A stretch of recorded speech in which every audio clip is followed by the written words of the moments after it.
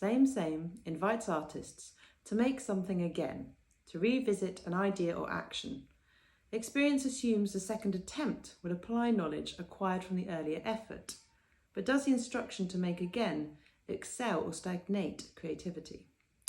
Art schools instruct students to make it bigger, make it outside, make it on a piece of toast and eat it.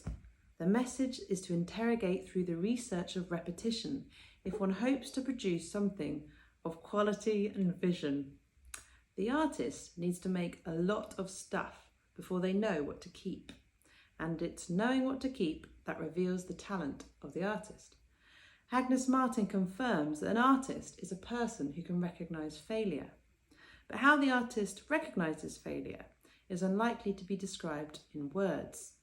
The personal logic or criteria applied by the artist, which declares the work a success, remains beyond comprehension.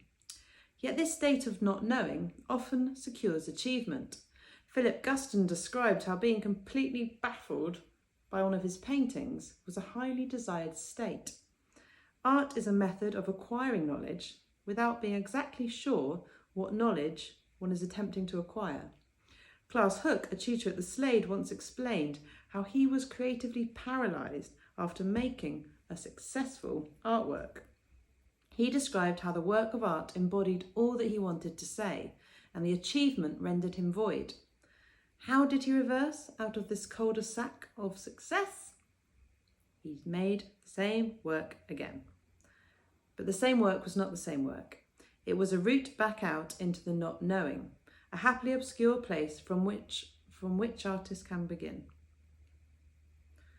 The action of again is not only a method to escape creative stagnation or a rigorous research tool. To reference Bridget Riley, it is an action that amplifies visible events which singularly would go unnoticed. The amplification of again is brilliantly demonstrated in The Cholmondeley Ladies, a work which inspired the concept of Same Same. Painted in England in 1600, it shows two women, dressed the same, sat side by side in bed, holding identical babes in arms. It is an immediately arresting image that illustrates how repetition can warrant a work iconic. The women's visibility is magnified by the presence of the other. We are forced into an elaborate game of spot the difference as our eye is propelled back and forth across the reflection, recording with relish the many subtle differences in dress, decoration, eye colour, and masked emotion. The strategy of again is not always considered a positive move. Making something multiple times can be viewed as capitalising on one's success. John Berger explains how the artist simultaneously desires and fears success.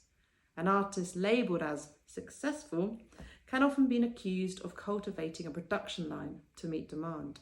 Yet, if one sells little and is not deemed to be a successful artist, but repeats the same idea or action, their integrity remains intact, an obscure hero of lone creative ritual. Can something be made too many times? The answer is surely down to the individual.